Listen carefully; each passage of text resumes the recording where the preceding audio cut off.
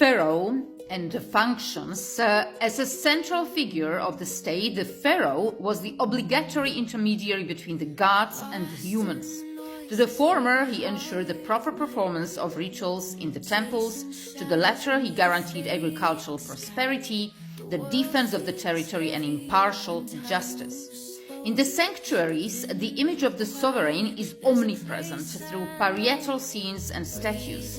In this iconography, the pharaoh is invariably represented as the equal of the gods. In the religious speech, he is, however, only their humble servant, a zealous servant who makes multiple offerings. This piety expresses the hope of a just return of service.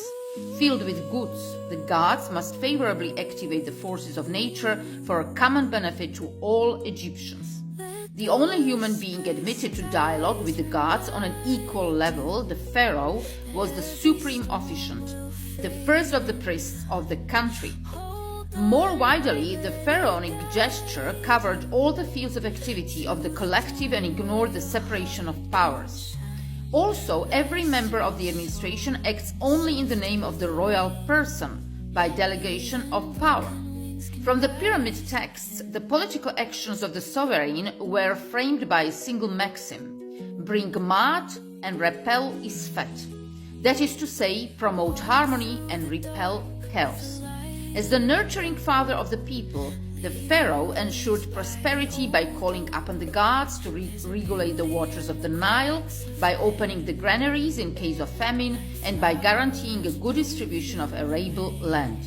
Chief of the armies, the pharaoh was the brave protector of the borders. Like Ra, who fights the serpent Apophis, the king of Egypt repels the plunderers of the desert, fights the invading armies, and defeats the internal rebels. The pharaoh was always the sole victor, the standing up and knocking out a bunch of prisoners or shooting arrows from his battle chariot. As the only legislator, the laws and decrees he promulgated were seen as inspired by divine wisdom. His legislation, kept in the archives and placed under the responsibility of the vizier, applied to all for the common good and social agreement.